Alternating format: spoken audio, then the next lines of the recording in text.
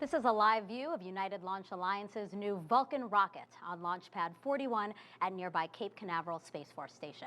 It will launch a spacecraft that will land on the moon, making it one of the first lunar landings for the U.S. since the final Apollo mission over 50 years ago. Good morning, and thank you for joining us on the Space Coast of Florida. I'm NASA's Megan Cruz, and you are watching the first launch of NASA's CLPS initiative. CLPS is short for Commercial Lunar Payload Services, a model in which NASA contracts space on commercial missions to send science and technology to the moon.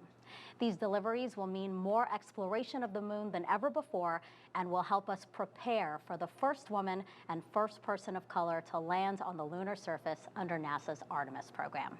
For today's launch, NASA selected Astrobotic to deliver its 5 lunar instruments. This is the first mission for the Peregrine spacecraft. Today is also the first launch of ULA's new Vulcan rocket, so a lot of firsts today. Now we have a 45-minute launch window that opens at 2:18 and 38 seconds Eastern time. But you'll notice that clock on the upper left-hand corner of your screen. It says T-minus 7 minutes. That's because the ULA team is in a planned hold. Basically, they baked extra time into the countdown to make sure everything's good for launch. You'll see that clock start to count down again when we are actually 7 minutes to the opening of the launch window. Helping me to share today's firsts are commentators from both our commercial partners. We have Astrobotic's Olivia Chapla, but first, let's start with ULA's Amanda Sterling with a check of how the rocket is doing. Thanks, Megan, and good morning. I'm Amanda Sterling, a structural engineer and program management leader at United Launch Alliance. I'm joining you from the Advanced Spaceflight Operations Center at Cape Canaveral. This is an exciting place to be as the ULA team counts down to liftoff of Vulcan's inaugural flight.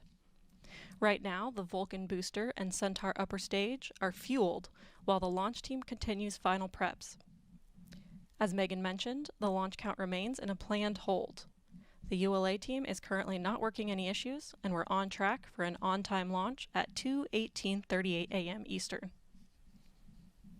Coming up, Space Launch Delta 45 will provide a final weather briefing in about 15 minutes. At the moment, our weather looks good with just a 15% probability of violation through the 45-minute launch window we have available this morning. Now, I'll send it back to you, Megan. Thank you, Amanda. It's great to hear that 85% go for tonight. Now let's take a closer look at the Peregrine 1 spacecraft. It's about 6.2 feet tall and 8.2 feet wide, made mostly of aluminum and carbon fiber. The 4 landing legs have a honeycomb design on the inside to absorb Peregrine's touchdown on the lunar surface. Its solar panel is mounted to the top of the spacecraft. The payload decks at the center will carry 20 payloads from 7 countries. And finally, it has over 1 mile of cables and wiring. Our broadcast on NASA TV today will cover Peregrine separation around 3:09 a.m. Eastern Time, followed by acquisition of signals shortly after. For more on the company that built Peregrine, here's Astrobotic's Olivia Chapla. Thanks, Megan, and thanks to all of you for tuning in.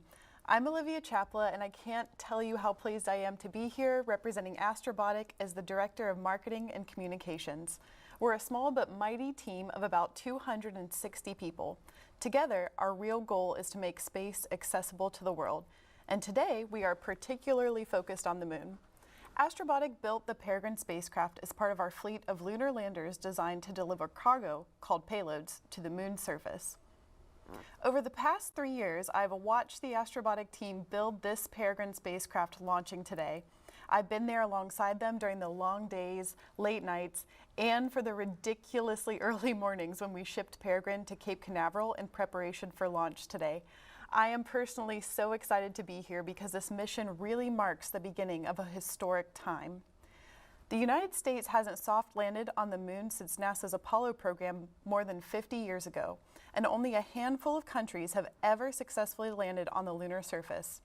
Astrobotic's aim is to not only return the American flag to the moon again with Peregrine, but also to start regular commercial lunar deliveries to the moon's surface. Now, let's hear a little more from our founder and CEO, John Thornton. Astrobotic's goal is to make space accessible to the world, and what that means to us is making it possible for space agencies and commercial organizations, and ultimately the individual all around the world, to access the moon in ways that have never been possible before. The big thing that we're known for is our 2 lunar missions to go to the surface of the moon. Our first one is about to launch, and our second one flies in 2024. Astrobotic already has a wide array of contracts from rovers and landers, and now the beginnings of power systems that can be deployed on the surface of the moon. So we are not only thinking about lunar delivery, we're thinking about the next step. We're thinking about rovers that can drive. We're thinking about power systems that can deploy and provide sustaining power at the poles of the moon. These are all of the pieces that we need, the infrastructure that we need to take our next step, to make the moon a place that we can sustain and live and have astronauts do science and exploration, and one day use the resources of the moon for in-space purposes and perhaps eventually bring those resources back to Earth. Pittsburgh startups, and space startups in particular, are not supposed to succeed. You're supposed to be in Florida, you're supposed to be in Houston, you're supposed to be in LA, but yet here we are in Pittsburgh with our very first spacecraft on the launch pad, ready to go. We have more than a dozen instruments flying on our very first mission from all over the world. 6 new nations will touch the surface of the moon with just our first mission. This mission was done on a relative shoestring budget. This is a much more affordable mission than has historically occurred. Regardless of challenges, we have to continue to strive toward that future of making space accessible to the world, and to see what's possible when you come together to overcome the biggest challenge of all, landing on the surface of the moon. Astrobotic is among a pool of vendors that can bid on contracts for future NASA deliveries. This model will hopefully mean frequent, rapid, and affordable access to the moon. Our moon. It seems so close in the night sky, but getting there is really hard. But what if there was a way to change that? Only a few nations have successfully landed on the moon. As NASA sends astronauts back to the lunar surface, this time to stay, we will need to send science and technology instruments ahead of time to lay the foundation for human exploration. To make this happen, NASA is helping establish a commercial lunar economy. For the first time ever, there will be commercial delivery services to the moon. We are enabling American companies to send our payloads to the lunar surface for us. These delivery services will expand our capabilities for exploration, radically increasing the amount of science we can achieve. This high-risk, high-reward initiative will invest in and leverage the entrepreneurial spirit of American innovation to launch a commercial lunar marketplace, advancing technology and exploration for all of us. With this never-before-seen streamlined access to the moon, we will be able to make novel measurements and develop technologies that scientists have long wanted to do on the lunar surface. And as this new industry matures, this commercial delivery service for NASA and other customers could expand beyond the moon to other destinations in our solar system. And we can learn to live on another world because we are explorers. Flying on commercial missions will mean cost savings for NASA, as we've said, but this approach has risks. So to explain, I have Joel Kearns here. He's the Deputy Associate Administrator for Exploration in NASA's Science Mission Directorate. Good morning, Joel. Hi, good morning, Megan. So talk to me about why we want commercial companies sending our science experiments. Why don't we send them ourselves? Well, you know, NASA is really good at sending robotic science probes throughout the solar system, but it takes a lot of effort, it takes a lot of time. And for our big push to do science and technology on the moon as part of Artemis, we wanted to take a new approach. We wanted to tap into the new ideas, the entrepreneurial spirit, and all the engineering innovation that these small companies and startup companies bring in the United States. We think they can help make the overall moon effort much better. But isn't it riskier for us to depend on others versus us doing it ourselves? You know, there is a different level of risk that we all had to understand and agree to when we started down this. Like I said, we understand how to do robotic science missions at NASA, but we do know that these companies have a lot of good, interesting ideas. By partnering with several different companies for different lunar landing missions, we get to see all their individual strengths, their different technical approaches, but at the same time, we don't get the level of information and we don't have the level of control or direction that we're used to having at NASA. But we think that trade is really worth it. But why is it so important for us to send science before we send astronauts? We didn't do that before with the Apollo program. Well, it's been many decades since Apollo, and there were many, many unanswered scientific questions about the moon, not just about the moon itself, but how the moon is almost a time machine to look back to see what happened at Earth in the earliest ages of Earth. So, for example, we can do studies at the moon to try to determine when did all those last big meteor impacts take place? Because if we see them in the moon, they actually happened at the same time at Earth, maybe around the same time life was forming at Earth. You could also look at the moon, and we might be interested in using water ice that's at the south pole of the moon, we expect, for our astronauts in the future. But understanding how that ice got there, how that water got there in the first place, will help us understand how do we have water at Earth that we get to use today. Real quick, is there anything in particular that you are most excited about discovering on the moon? Oh, well, there's just so many things. There have been scientific questions for decades that people, scientists in the United States, around the world, have been dying to get back to the surface of the moon to do. We've sent many probes in orbit around the moon, like Lunar Reconnaissance Orbiter, but they look at it from afar. This is going to be our first chance to go back and really make those measurements and really touch the surface and see what's really there. Joel, thank you so much. I know we have ambitious goals here at NASA. I can't wait to see what we do. Oh, thank you. This is an exciting day. Yes, thank you so much.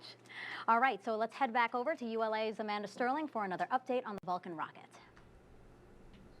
Things continue to go as planned as we look forward to the launch of ULA's first Vulcan rocket. We're still holding at T-minus 7 minutes as part of our planned 60-minute hold, and the team is not working any issues at this time. The Vulcan booster is fueled to flight level with super-chilled liquid oxygen and liquid methane. Soon, Centaur topping to flight levels will begin, and the ULA team is on track for an on-time liftoff at 2:18:38 a.m. Eastern. We're about 5 minutes away from Space Launch Delta 45's final weather briefing. At the moment, our weather continues to look good through the 45-minute launch window we have available this morning.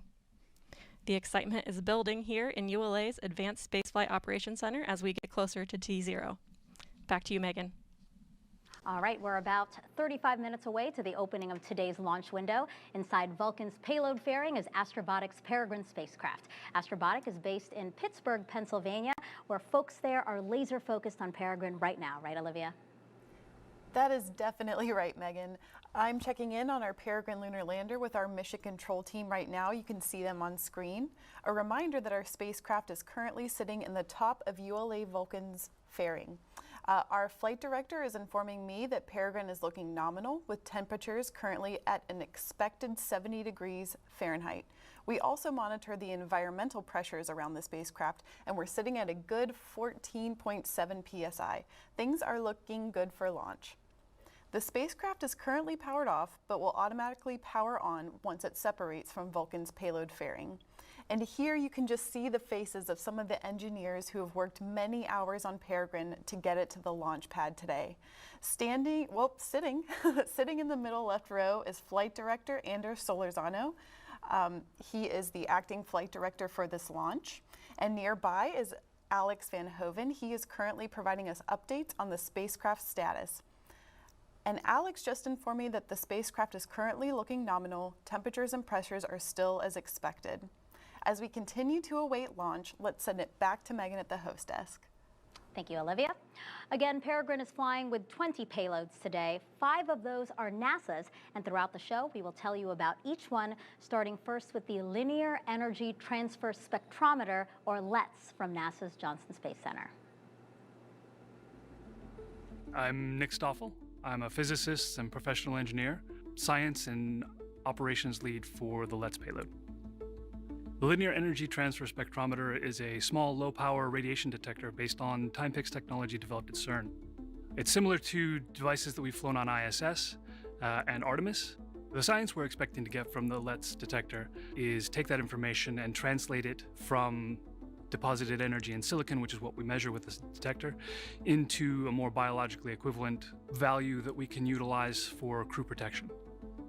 One of the key pieces, I think, that if we can capture would be outstanding is getting data from a radiation event, a solar storm on the moon, while crew are not there. That would be ideal from the standpoint of being able to get the data without putting crew at risk, and then utilizing that data to prepare for crew protection during the lunar operations. Now, NASA's Science Technology Mission Directorate had a hand in today's launch. So here with me now is Nikki Werkheiser, Director of Technology Maturation. Good morning to you. Good morning. So tell me how STMD, that's the shortened version of the directorate there, tell me how it invests in small business like Astrobotic. Of course. So the Space Technology Mission Directorate, our mantra is technology drives exploration. So if you're really going to create new disruptive technologies that change the world, you really have to work with a diverse group of individuals, and that means our small businesses, large businesses, international partners, other government agencies. Astrobotic is a shining example of that. STMD has been working with them for well over a decade. We've awarded over 40 Small Business Innovation Research Awards and our tipping points to develop new technologies for the mission. So is that essentially like seed money? Is that how to consider it? Yes, we're partners, right? We're partners in this. We say at Artemis we're going together, and we mean it. We're invested hand in hand in this. And how have those financial awards, how have those helped Astrobotic? So, for example, not only do we have science and different payloads aboard the mission, but actually parts of the lander itself, like our navigation Doppler LiDAR that helps with the guidance, navigation, and control, terrain relative navigation that helps to make sure that they can land in safe spots. You know, the moon can be very treacherous.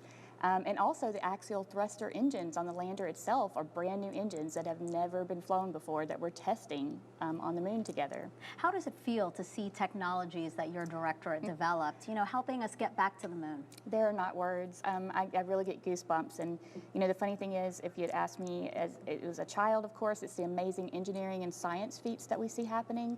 But as a child that was raised in a family of a small business, doing this together with small businesses, this being our NASA and going together to the moon, is really just incredible. Yeah, just what do you think about that, again, that we're bringing in as many as we can with us back to the moon? You know what I think? I think that means success. Yeah. I think it's going to require all of us and our mutual strengths to make it happen. Thank you, Nikki. I really appreciate you being here, and I hope you see a beautiful launch today. Me too. Let's go. All right, we're just about under 31 minutes to the opening of today's 45-minute launch window. After Peregrine 1 today, Astrobotic will deliver another payload for us, and that's our Viper rover later this year.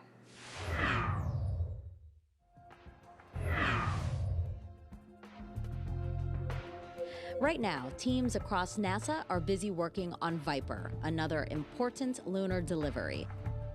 Viper is short for Volatiles Investigating Polar Exploration Rover. But what are volatiles, and why is NASA looking for them? Volatiles are substances that easily evaporate. And one of the most important volatiles NASA is trying to map on the moon is water. Water is critical for deep space exploration because you can drink it, but also turn it into oxygen for breathing and hydrogen for fuel.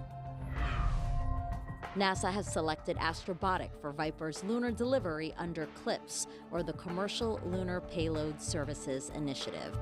And when Viper gets to the moon, it will search for ice on and under the lunar surface near the moon's south pole. About the size of a small car, it has a drill and 3 science instruments. Together, they will work to uncover how frozen water got on the moon in the first place and what has kept it preserved over billions of years.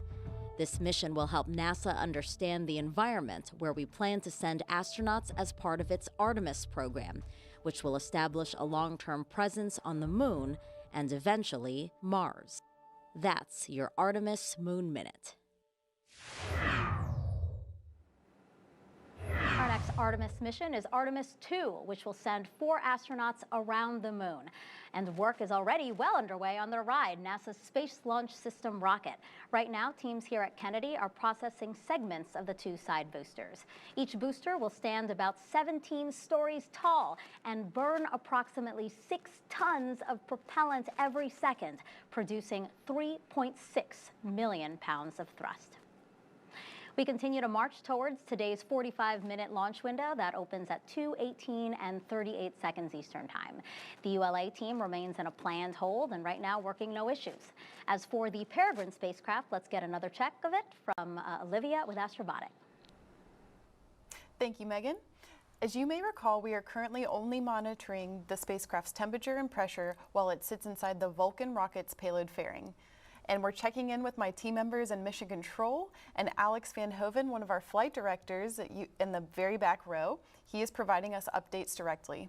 Our mission team confirmed the spacecraft's levels are nominal, and we continue to be ready for launch.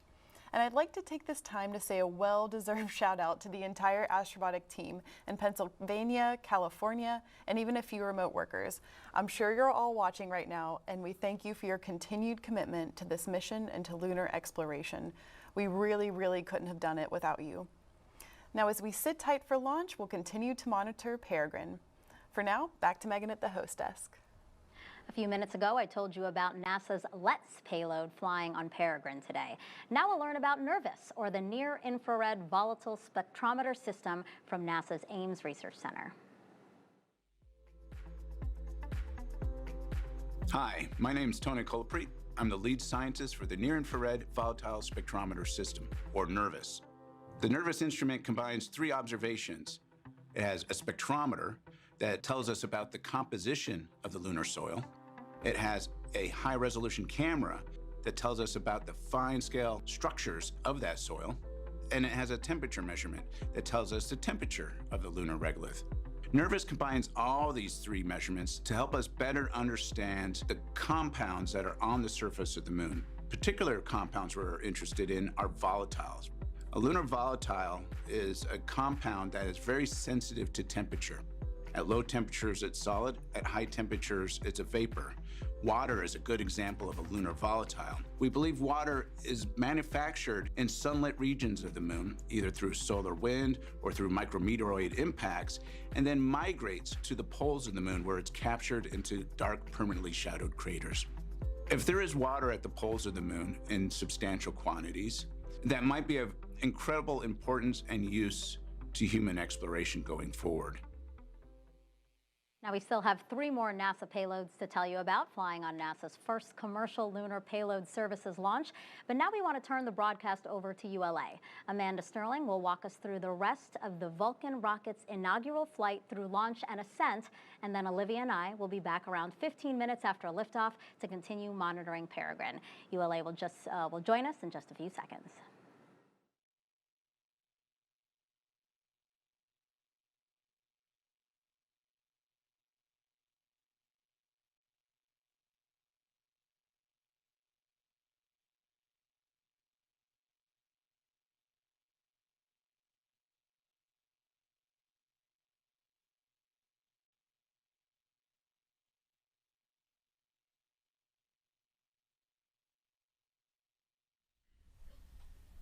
Good morning. I'm Amanda Sterling, a program management leader and your host for ULA's live coverage of the inaugural Vulcan launch. I'm joining you from ULA's Advanced Spaceflight Operations Center at Cape Canaveral Space Force Station in Florida. Thanks for staying up late or getting up early with us for today's exciting first launch, Vulcan's Certification Flight 1, or Cert 1. This is the first of 2 planned test flights to support full certification of the Vulcan rocket for U.S. government missions. On board the Vulcan rocket today is Astrobotic's Peregrine commercial lunar lander on a mission to intercept the moon, and the Celestis Memorial Spaceflight Payload Enterprise, flying to deep space with the Centaur upper stage. Liftoff is scheduled for 2:18:38 a.m. Eastern, and we have a 45-minute launch window this morning. In addition to watching our webcast, you can also follow the live mission progress at ulalaunch.com. About 30 minutes ago, the count entered a 60-minute planned hold. We have 2 planned holds in our launch count, which give our team additional time to resolve any issues prior to entering the terminal count. At this time, the team is not working any issues, and we're proceeding towards an on-time liftoff. We're excited to partner with NASA on today's live broadcast. Together, we'll be continuing our coverage through end of mission.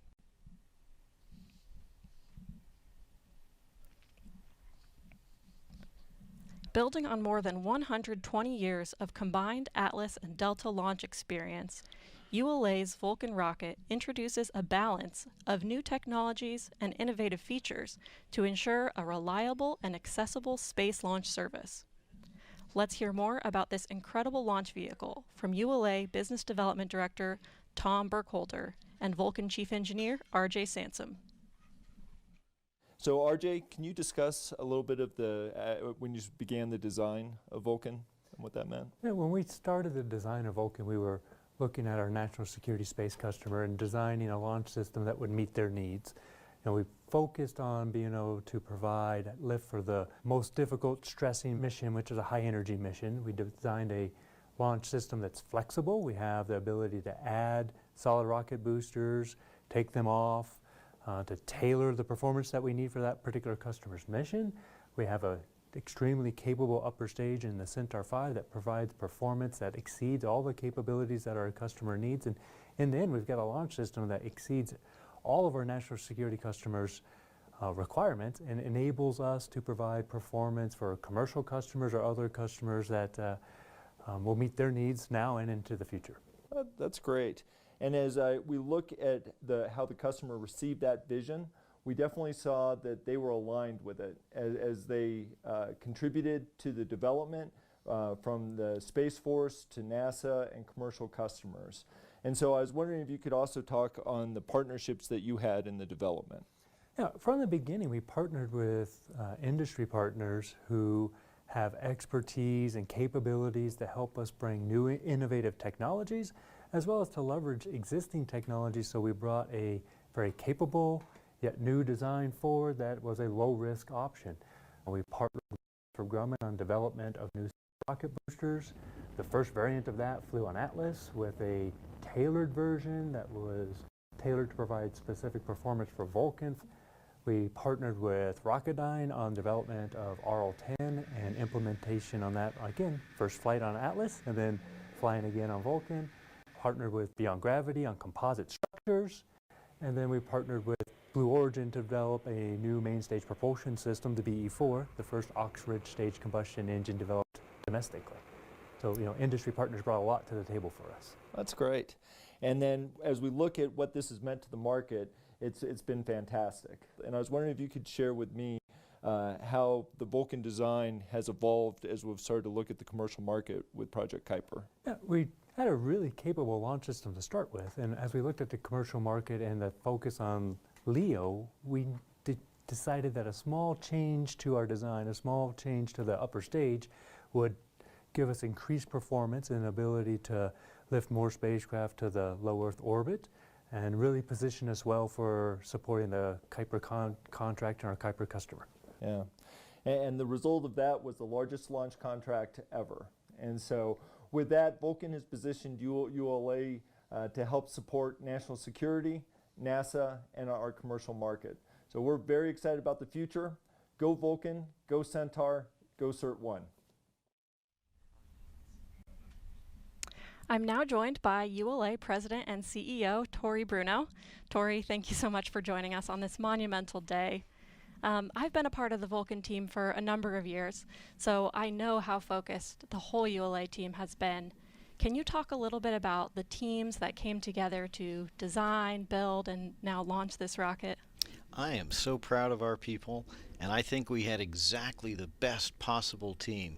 We've got folks that designed rockets before, like Atlas and Delta, but we also have the majority of our team, people like yourself, that are earlier in their career, know the new tools, aren't sort of handcuffed by some of the conventions that we used before, and can do really creative and innovative work while also not making the mistakes of the past. Absolutely, and Vulcan is such a unique rocket. What are you most proud of about this vehicle? I'm really proud of the fact that we still service the high energy marketplace, a unique thing that is really important to our nation's security, that no one else has an architecture that will do that, while at the same time breaking all the rules and having the dial-a-rocket architecture that gives it the flexibility to reach down into that LEO marketplace and be very competitive there as well. Absolutely. So we're getting pretty close to liftoff now. How do you expect to feel watching the Vulcan rocket lift off for the first time? tremendous excitement and anticipation. I got to tell you, I've done over 400 launches. They're all the same. I always get butterflies. This one's really special because of what it means to our country, to our customers, and to the team that has worked so hard, including you, Agent Sterling. Well, thank you so much for joining us. We'll let you get back to it so you can make sure you watch liftoff, and let's go. Go Vulcan. Thank you.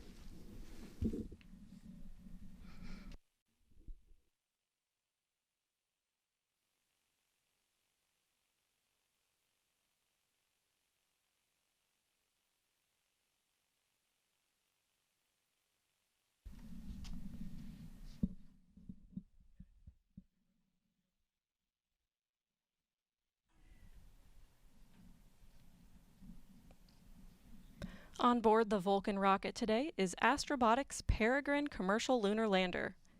Peregrine is the first spacecraft in NASA's new CLIPS initiative to have American companies send its science experiments to the moon. Astrobotic is a full-service lunar company. It starts with our terrestrial testing and development services that can build and test propulsion systems on Earth, to the sensors that make precision landing possible, to our rovers that will deploy down on the surface of the moon. The big thing that we're known for is our 2 lunar missions to go to the surface of the moon. Our first one is about to launch, and our second one flies in 2024. The Peregrine mission is important because it's among the first commercial missions to return to the surface of the moon. This is the dawn of a new era of affordable, routine, regular access to the surface. Peregrine's development was a years-long process that included many people, like engineers, welders, and technicians, who designed and built the spacecraft. To be on the pad today with our spacecraft strapped to a giant 200-foot-tall launch vehicle, it's a little surreal. It's a moment I've been dreaming about, and this first mission is just our first step to make space accessible to the world, and it certainly will not be our last.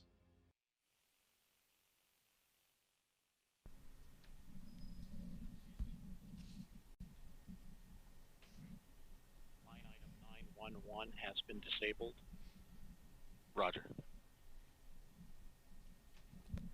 Also riding atop today's Vulcan rocket is the Celestis Memorial Spaceflight Payload. Let's learn more about this mission. Celestis' Enterprise flight carries capsules containing cremated remains, DNA samples, and greetings from Celestis' clients worldwide.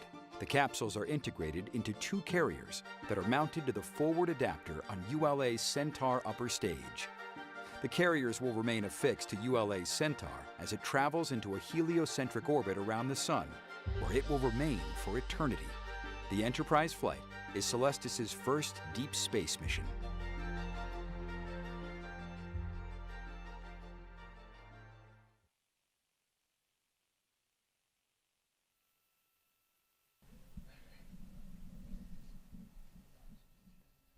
Flight control, LC.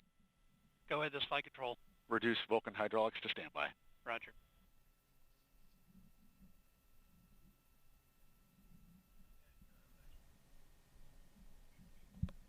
Today's rocket includes the American flag across the inner stage, as well as logos on the payload fairing representing ULA, Vulcan, and Astrobotic. While this is the inaugural launch of the Vulcan rocket, the CERT-1 flight test marks ULA's 159th launch. Let's learn more about this innovative new rocket. Designed by ULA's engineering team and built by our skilled technicians, the Vulcan rocket, once fully stacked, stands 202 feet and weighs nearly 1.5 million pounds fully fueled. Vulcan's first stage is built using lightweight, machined and bump-pressed orthogrid aluminum panels to form the liquid propellant tanks. Once formed, tanks are joined together using circumferential friction stir welding before heading to the paint booth. Prior to mating to the booster, the BE-4 engines are individually hot-fired.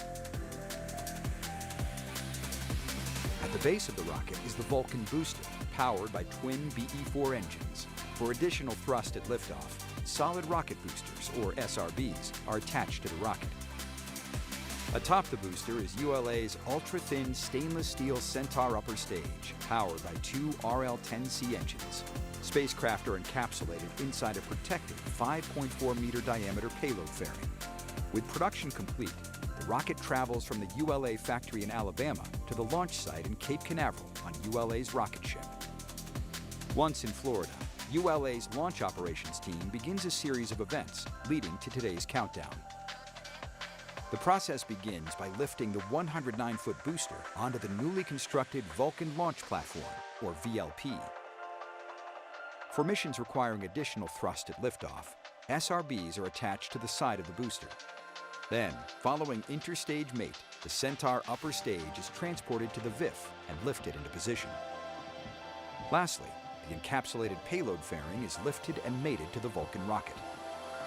Once fully assembled, the launch countdown begins, with moving the rocket from the VIF to the pad. Riding atop the VLP, Vulcan's trip to the pad is about 1/3 of a mile. Weighing in at approximately 2 million pounds, the VLP supports the rocket and contains air conditioning, electrical, and commodities lines. Throughout the 20-minute trip, a support van leads the move, followed by the payload van, providing communication with the spacecraft, while the ground van provides support to the rocket.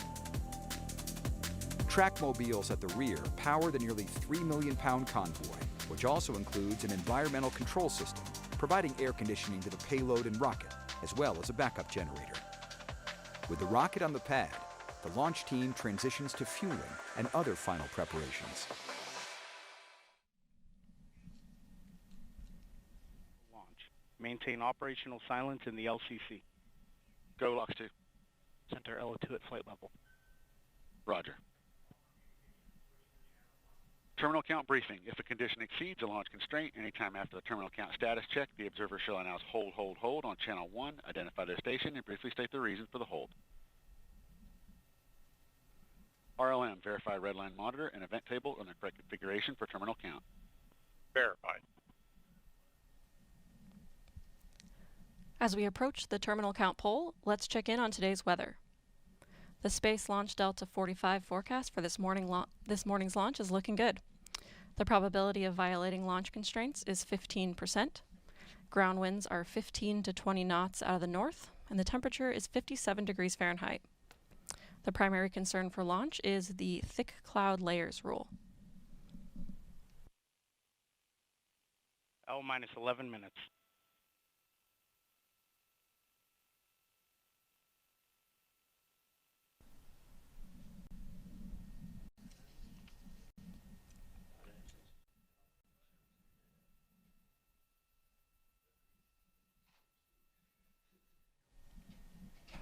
We remain in the planned 60-minute hold as we continue towards liftoff.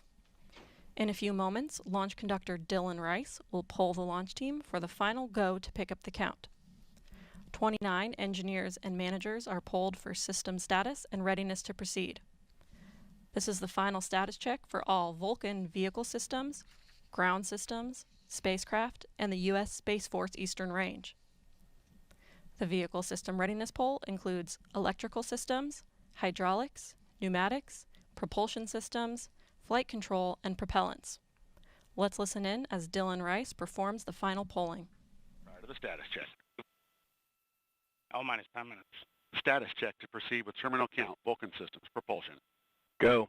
Hydraulics. Go. Pneumatics. Go. LNG. Go. LO2. Go.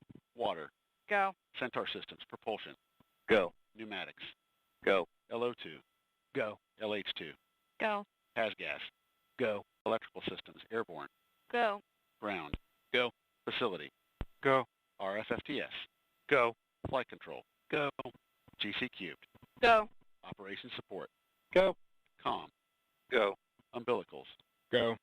ECS. Go. Redline monitor. Go. Quality. Go. Op safety manager. Go. ULA safety officer. Go. Vehicle system engineer. Go. Anomaly chief. Go. Range coordinator. Clear to proceed. Launch director. You have permission to launch. Proceeding with the count. ALC. Verify T0 is set for 071838 Zulu. Verified. Polling is complete and the team is go for launch. From T-minus 7 minutes until liftoff, you'll hear Dylan Rice and the team performing the final steps in the countdown procedure. Several critical activities occur in the final minutes before launch, including verifying fuel tank levels and pressures in the booster and Centaur, and arming the flight termination system. At T-minus 1 minute, the Range Operations Commander confirms the range is in a green condition for launch. At T-minus 25 seconds, you'll hear "Go Vulcan," "Go Centaur," "Go Peregrine." This is the final status check of rocket and payload readiness. At T-minus 7 seconds, ROFI sparklers will ignite, followed a second later by initiation of the launch pad water deluge system. At T-minus 3 seconds, the main engines ignite. Then, after seeing Vulcan's first ever liftoff from Slick 41, you'll begin hearing flight commentator Rob Gannon providing launch vehicle ascent data.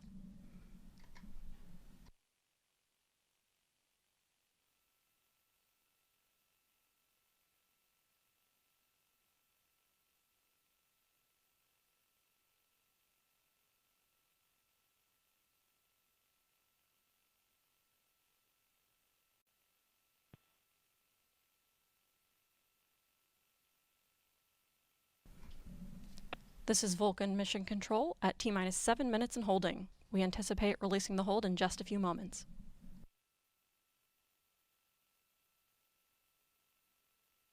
On my mark, the time will be T-minus 7 minutes and counting. 3, 2, 1, mark. 6:55. Ground pyros enabled. The countdown clock has resumed, and we are go for launch at 2:18:38 a.m. Eastern.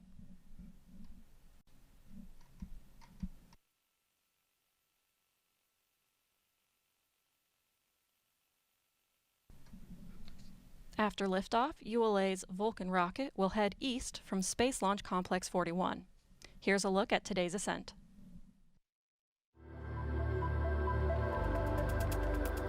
Following final confirmation of rocket and payload readiness, 2 GEM 63XL solid rocket boosters and twin BE-4 engines produce more than 1.7 million pounds of thrust to lift ULA's Vulcan rocket away from Cape Canaveral Space Launch Complex 41. Shortly after liftoff, the rocket begins a pitchover to attain the proper flight path while minimizing the dynamic pressure it experiences during flight. Vulcan then reaches Mach 1, the speed of sound.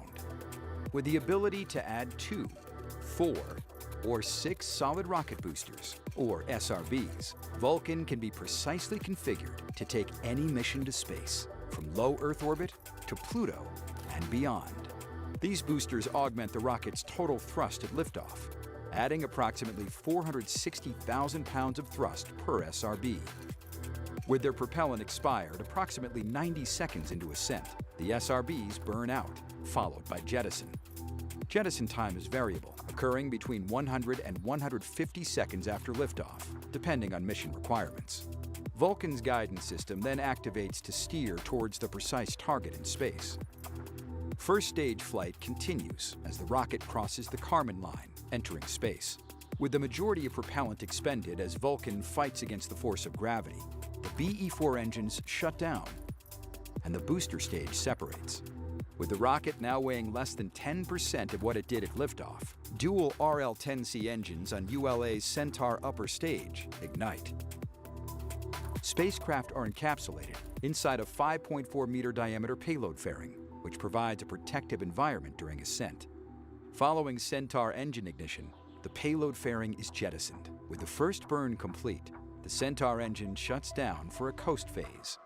Centaur flies a short, medium, or long coast, which is determined by launch day. Further into flight, Centaur ignites for a second burn, powering the vehicle into a translunar injection orbit.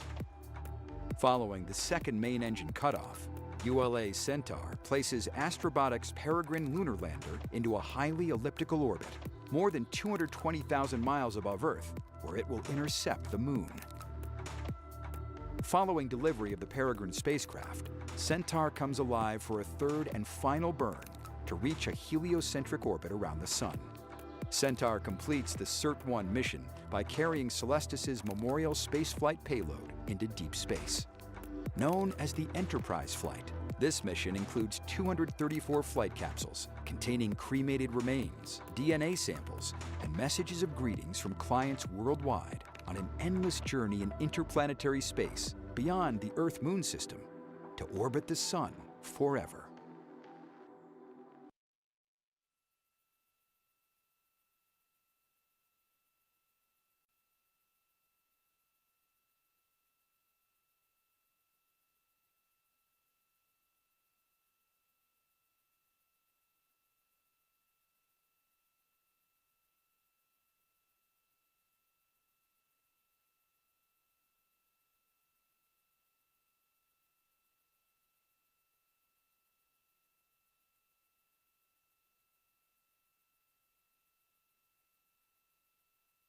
$249. FTS internal.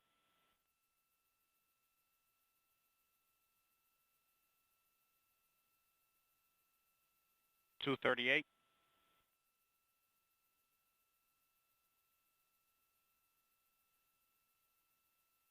$230. CLO2 PLP started.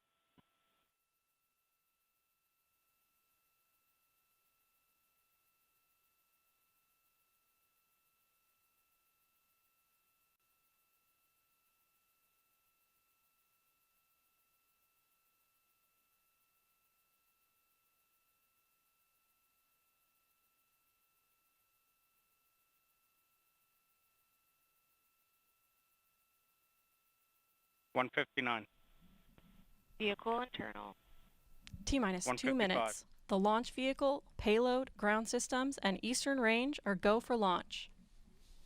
For those of you just joining, I'm Amanda Sterling, and I'm your host for today's live coverage of the inaugural Vulcan rocket launch.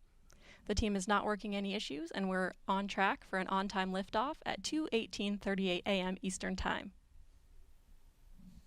FTS armed.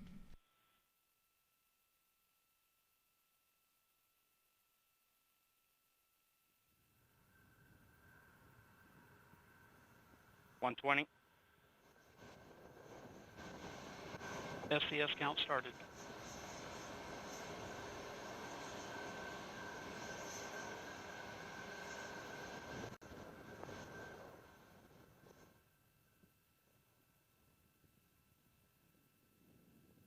One minute.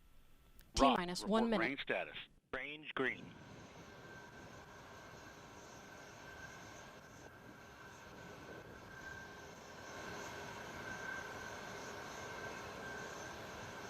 $45. Vulcan tanks at step 3.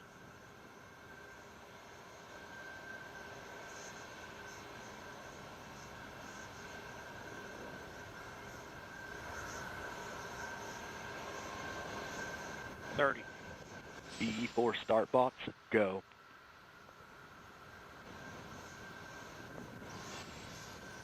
Status check. Go Vulcan. Go Centaur. Go Peregrine.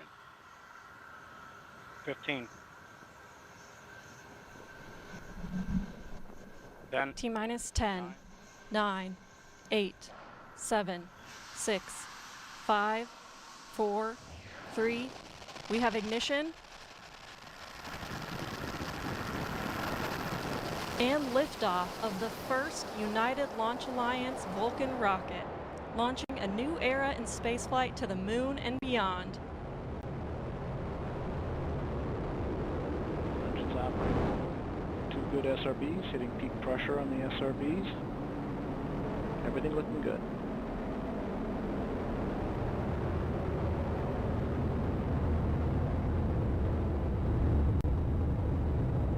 And we've got pitching out programs in, coming into normal rates for that event. We have good hydraulic pressure on both engines. Good chamber pressure on both engines, everything looking good.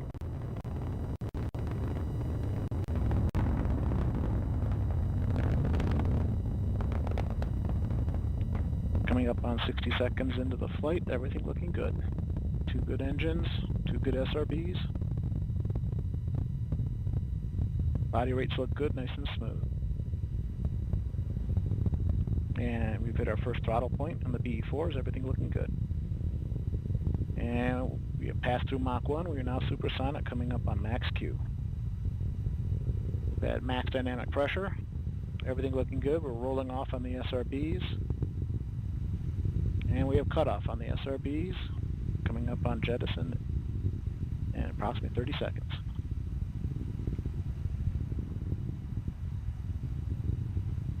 "15 seconds to SRB jet. BE4s continue to operate nominally. Seeing expected PU activity on the booster mains. And we have separation of both SRBs. Everything looking good. BE4s continue to operate normally. Coming up on 2 minutes into the mission.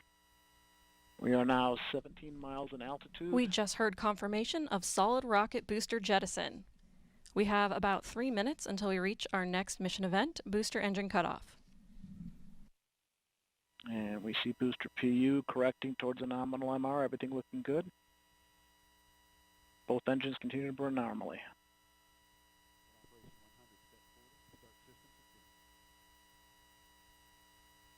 And we now weigh approximately half of our liftoff weight. Everything looking good.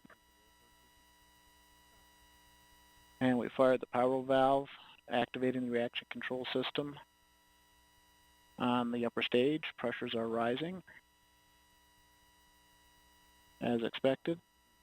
PE4 continues to operate normally.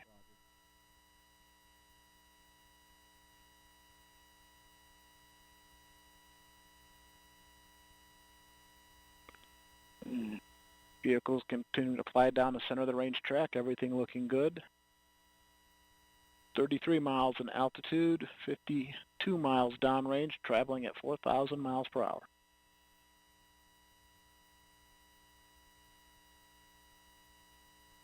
Continue to see excellent performance out of the BE4s. Chamber pressure nice and smooth.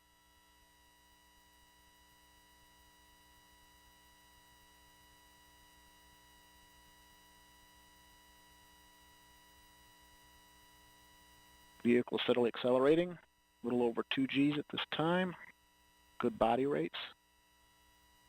Nice and smooth operation of the booster. 47 miles in altitude, 95 miles downrange at 5,500 miles per hour. Engines continue to burn normally. Everything looking good.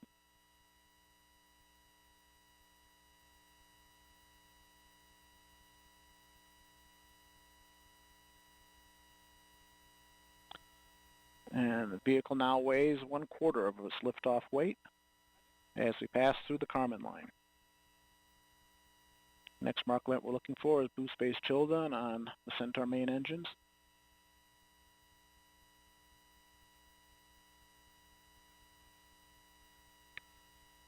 Booster mains continue to operate normally.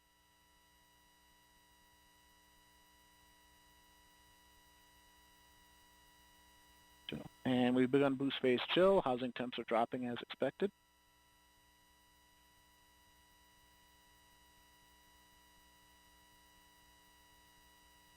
Coming up to the end of boost phase, approximately 10 seconds to BECO. Throttle down in preparation for BECO. We've completed boost phase chill down, and we have cutoff. Coming up on Vulcan Centaur separation. We have Vulcan Centaur separation. Everything looking good. Coming up on the Centaur phase.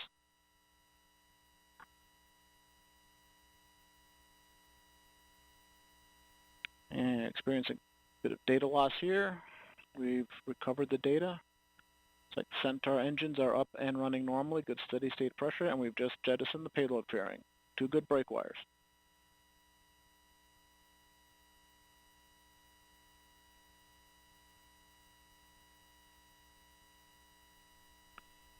And good steady state operating levels on the Centaur mains. 2 good engines. Gone to open loop control on Centaur PU. This is Vulcan Mission Control at T plus 5 minutes 57 seconds. We just heard flight commentator Rob Gannon confirm the successful completion of the early phase of today's flight, and all systems continue to operate nominally. Our next event, main engine cutoff, will occur in about 10 minutes. While we wait, I'm joined by Amanda Bicchetti, ULA Director of Vehicle Upgrades. Amanda, thank you so much for joining us, and I know it's still early, but congratulations. Thank you. You as well. This is amazing. How did it feel to watch the Vulcan rocket lift off for the first time? Oh, just absolutely amazing. I didn't expect it to be the way it was. It just, my heart is still pounding. It was excellent, and just I'm so proud of all the work that the team did to get where we are today. Absolutely, and developing a new rocket is an enormous endeavor of which you were a huge part. Again, we're still early, but how do you imagine the whole Vulcan team is feeling right now? I feel like they have to be the same way, you know, smile ear to ear. I know the team is at all our sites, friends and family. They've been supporting us for many years to get to where we are, so I'm sure they are jumping up and down just like me. It's been amazing. How is the Vulcan rocket going to change the industry? Yeah, that's a great question. So Vulcan is very much based on our heritage rockets, the Delta IV and Atlas V vehicles, but we've brought in a lot of new innovation and capabilities that are going to allow us to even better support our warfighters, exploration, as well as connecting the world. And the great thing about Vulcan is it's highly versatile, meaning we can use that vehicle to do anything we want, allows for affordability for anybody who needs access to space. Absolutely. And so this is the first certification flight.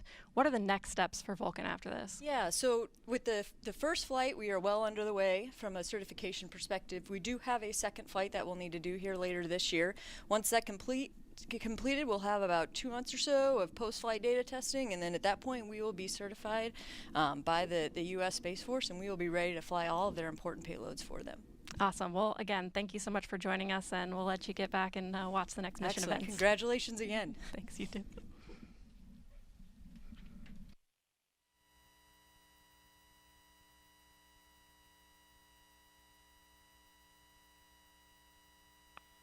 Coming up on 500 seconds into the mission. Everything's looking good. Continuing to burn Centaur. Body rates right as expected. Steady acceleration, just under half a G. And we are now 235 miles in altitude, 836 miles downrange, traveling at 11,150 miles per hour.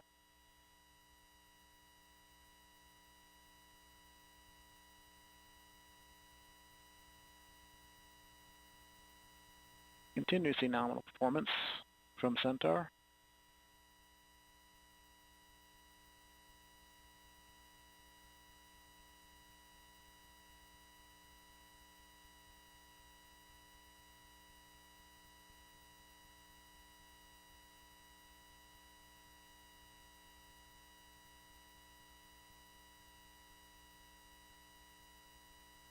And approaching the halfway point of this first burn of Centaur, everything looks good.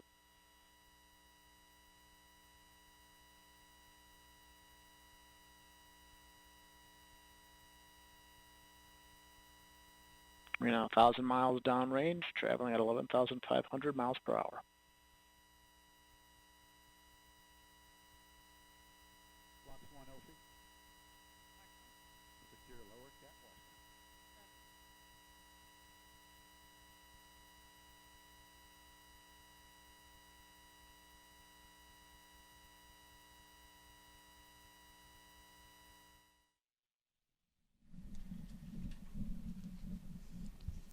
This is Vulcan Mission Control at T plus 10 minutes 7 seconds.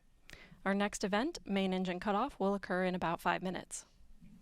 While we wait, I'm joined by Eric Monda, part of ULA's mission design team. Eric, thanks for joining us. Hi, Amanda. Thank you for having me. Of course. So we're still pretty early in this flight today, but can you tell us how the data's looking so far? Yeah, absolutely. So I just want to say that it was so exciting. I ran outside so I could watch this thing lift off, and that was so cool after so many years of development to watch this thing fly. That was fantastic. Absolutely, I bet. Yeah. So what is the data showing us so far? Yeah, absolutely. So I've had a very quick look. Obviously, we're very early in the flight still, but I've taken a look at the SRB performance as well as the booster performance so far, and everything looks just spot on, just perfect. Fortunately, we've had a lot of these systems on Atlas and Delta for a long time, and so we have a lot of flight data to anchor our models, and everything is lining up just like we would expect. Awesome. Yeah. So a lot of the audience has seen us switch from this live view of the launch from our rocket cam to this animated representation of the vehicle in space. Can you talk a little bit about why we make that switch and how this visual is populated? Yeah, absolutely. So when we first lift off, we have a feed directly from the cameras that are on the rocket back to the launch site here. And so with that, we can get the video feed that we need in order to provide those images. As we get further downrange and we go over the horizon, we no longer have that direct link. And so we rely on NASA's TDRS system to send telemetry from the vehicle back down to us on the ground. In that telemetry data, we get information like position and attitude and velocity. And so we use that to drive the animations you see here. Okay, so we're looking at real data, what's happening. It's just a graphic of it instead of the real thing. That's exactly right, yes. Awesome, that's really cool. So, you know, today right now we're in the first of 3 Centaur burns. Can you talk a little bit about why we need 3 burns and how we use those 3 burns to complete our mission today? Yeah, absolutely. So the first burn performs our injection into low Earth orbit. Unfortunately, if we just continue that burn from that point in time, we wouldn't necessarily be aligned with where we need to be in order to get to the moon. So what we do after we get to low Earth orbit is we shut those engines down, we coast around until we get to the right spot to do that, and then we light those engines up again. When we do that and complete that burn, that will allow us to send the Astrobotic Peregrine lander onto the moon. So we shut those engines down again. We are ready to do that, and then start them up one more time in order to do the third burn. And that's what's going to take Celestis's Enterprise mission out to deep space. So let's talk a little bit about where these things happen. Mm-hmm. We're going to go ahead and shut down the main engines on the Centaur when we get about halfway across the Atlantic Ocean. And then we're going to coast the rest of the way across the Atlantic Ocean, across Africa, and go ahead and start the engines up again when we get to Madagascar. And that's where we'll do the second burn. And then we coast again until we get about to Papua New Guinea. And when we get over Papua New Guinea, that's where we'll go ahead and do that third and final burn. Okay, so you mentioned a couple of these key milestones that are ahead of us. What can everyone expect to see as far as the timeline of these mission events as they continue watching today? Yeah, absolutely. So looking at the clock right now, looks like we've got about 2 minutes, a little over 2 minutes left here in the first burn of the upper stage. We're going to coast for about 30 minutes after that as we do that coast across the Atlantic Ocean and across Africa. The second burn will be about 4 minutes long, and then we'll have another coast for 30 minutes before we have a pretty short, like 20-second burn for the final burn. Once we've done that, then we've got some engineering demos we're going to do before we finally safe the stage and shut everything off. And then about 4 days later is when the Centaur will leave the Earth-Moon system and be off on its way to deep space.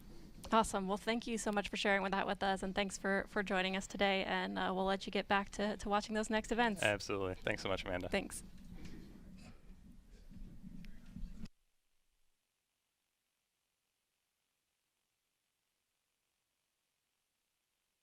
PU system is steadily making the correction down to a nominal MR.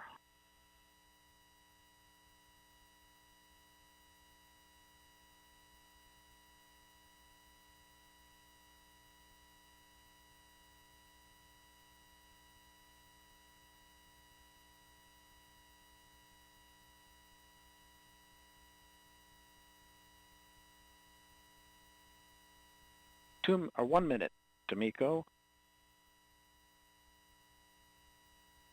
Both engines firing normally.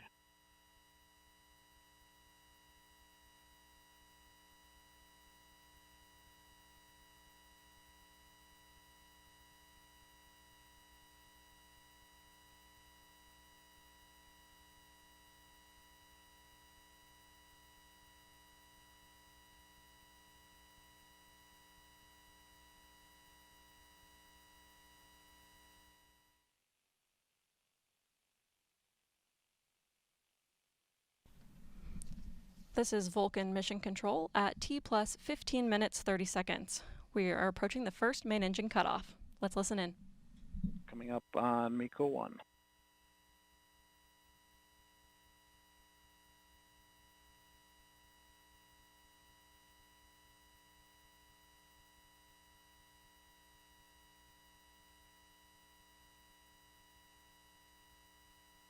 On to open loop control on MECO, we have cutoff.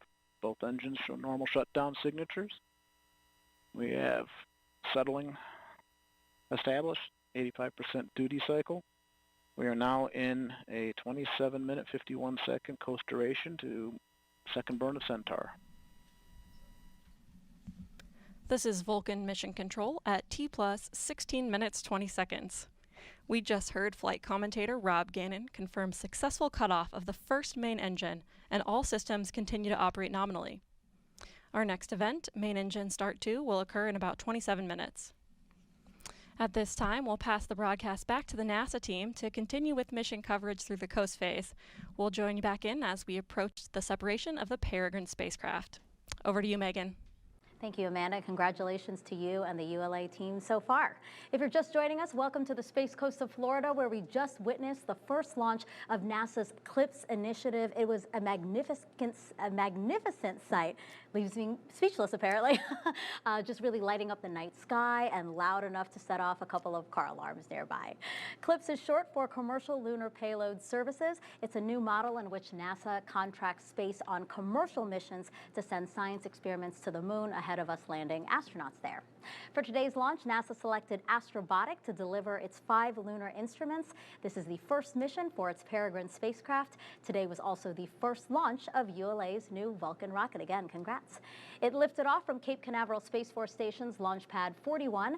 Our broadcast here on NASA TV will continue through Peregrine acquisition of signal, which is expected to happen at the earliest around 3:17 a.m. Eastern Time. With me now is Sandra Connolly. She's the Deputy Associate Administrator of NASA's Science Mission Directorate. Good morning, and thanks for being here, Sandra. Good morning. It's a thrill to be here. Yeah, what did you think of the launch? It was amazing. Yet another beautiful ULA launch. Totally spectacular, and it's super exciting to know that now our Peregrine 1 lander is on its way to the moon, and in about 2.5 weeks it's going to go into orbit. And a few weeks later from that, in mid to late February, we're going to actually see it land. And that will be the first, well, actually it'll be one of the early landings on the moon since Apollo, over 50 years, which is pretty amazing when you think about it. U.S. landings on the moon. Yeah, it is. And the CLIPS is new as well. So talk to us a little bit about this program. We're using commercial companies to send science instruments to the moon for us. Why is that? Yeah, I'm really excited about this program. It is a game-changing program for us. It really is leveraging industry in new ways. As you've probably seen, I mean, the whole aerospace industry has evolved over this last decade in amazing ways, and I think this is just yet one more step in doing so. So our commercial partners are actually delivering a service. They're delivering our payloads and other organizational payloads, whether it's other companies, whether it's international partners. Basically, anybody who wants to procure the service can deliver a payload to the moon using the CLIPS program.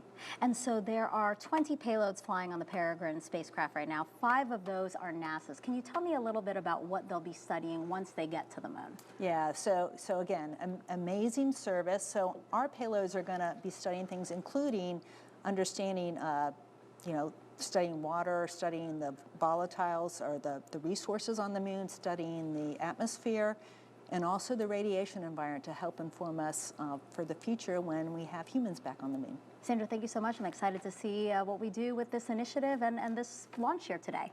Thank you so much, and let me just say, go Vulcan and go Peregrine 1. Yes, you can totally say that. Thank you so much. Thank you. All right, so when Peregrine lands on the near side of the moon on February 23rd, it will be one of the first lunar landings for the U.S. since the final Apollo mission over 50 years ago. Let's head back over to Astrobotics' Olivia Chapla. Thanks, Megan, and what a great day so far. So for those of you just tuning in, I wanted to reintroduce myself. I'm Olivia Chapla, Director of Marketing and Communications for Astrobotic. Astrobotic is a space company with our primary headquarters in Pittsburgh, Pennsylvania, and we've just watched our Peregrine lunar lander rocket into space aboard a United Launch Alliance Vulcan rocket. This Peregrine spacecraft's mission is to carry 20 payloads or cargo to the lunar surface from 7 different countries. 6 of those nations have never reached the moon before. Our aim is to autonomously land on the lunar surface a few weeks from now. We're taking the long way around, and we expect Peregrine to land on February 23rd, 2024. We've got all eyes on the Peregrine lander as it waits to separate from the Vulcan rocket in about 30 minutes. At that point, we will seek to establish communications with the lander. And now we'll take a more in-depth look at Peregrine's full journey to the moon with an animation. Once ULA's Vulcan rocket launches, we will then know the exact day the Peregrine spacecraft will attempt a soft landing on the moon. The first landing attempt could be anywhere from 10 to 60 days from launch. Because this is Peregrine's first ever trip to the moon, our team is not taking a direct path. Peregrine will first complete one Earth orbit so the team can get critical data on the spacecraft and test maneuvers before executing a very critical milestone, entering lunar orbit. Peregrine will orbit the moon at 3 altitudes. The first orbit will last about 33 hours. Peregrine's second orbit can be up to 35 days. The spacecraft's third and final orbit around the moon will last 48 hours. Next up, Peregrine will attempt a soft landing on the lunar surface autonomously. The team will issue a landing sequence that will command the spacecraft to enter a descent orbit. About 15 kilometers from the lunar surface, an exciting powered descent begins. While we wait for the Peregrine spacecraft to separate from the Vulcan rocket and begin that exciting journey to the moon, I have Astrobotic's founder and Chief Executive Officer, John Thornton. Hi there, John. I understand you are currently at ULA, just a stone's throw from where I am now, and we both just saw ULA's Vulcan rocket achieve liftoff with our very own Peregrine aboard. Tell me, after waiting for this moment for years, how are you feeling? It's a dream. This is the moment we've been waiting for 16 years, and I'm standing in mission control, and we just had a beautiful launch. Thank you, ULA. So excited. We are on our way to the moon. I can tell you and everyone else are in a really excited buzz today for sure. So tell me, what else do you think is the most important thing about our Peregrine mission today? So this is the beginning of the dawn of a new era for the surface of the moon and how we think about space. This is an opportunity for commercial payloads to fly to the surface of the moon on a regular, routine basis. That means our nation's scientists, our world scientists, can access the moon in ways never before possible. And we are seeing the beginnings of that right now as we speak on our journey to the surface of the moon. Our first mission carries 20 payloads from all over the world. 6 nations on board the mission will touch the surface of the moon for the very first time. It's a phenomenal, exciting mission to be a part of, and it's a real honor to be here today, and I could not imagine a better start to the mission. That's true. And what do you have to say to the Astrobotic team and to all of the payload customers who made today's mission possible? For 16 years, we've been pushing for this moment today. And along the way, we had a lot of hard challenges that we had to overcome, and a lot of people doubted us along the way. But our team and the people that supported us believed in the mission, and they created this beautiful moment that we're seeing today, working incredibly hard to make this possible. I can't thank the thousands of people between our team, our suppliers, our partners that have made this moment possible today. It's an unbelievable feat, and it is the culmination of all of everyone's effort coming together for this moment, believing in this possibility that a small company in Pittsburgh, of all places in this country, can lead America back to the surface of the moon.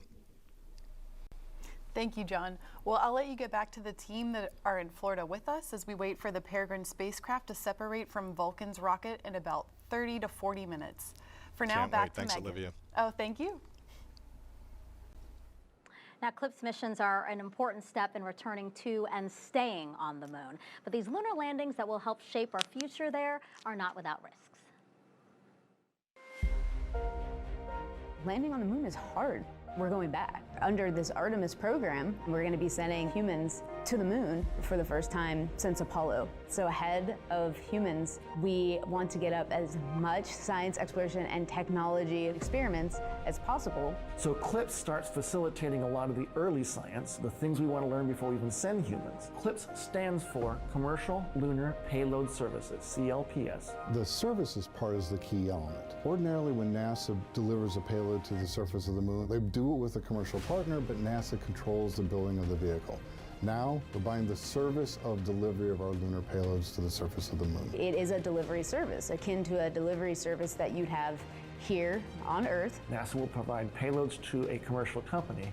They decide how to get it to the moon. They have to develop their own lander, but they also have to manage the entire end-to-end mission. It's meant to provide affordable, rapid, frequent access to the lunar surface through American companies. We're funding different companies. We have commercial companies that are competing to win task orders to deliver our payloads to the surface of the moon. One of the goals when we started CLIPS was to help establish a lunar economy. Somebody has to do it first, and then it becomes commercially available.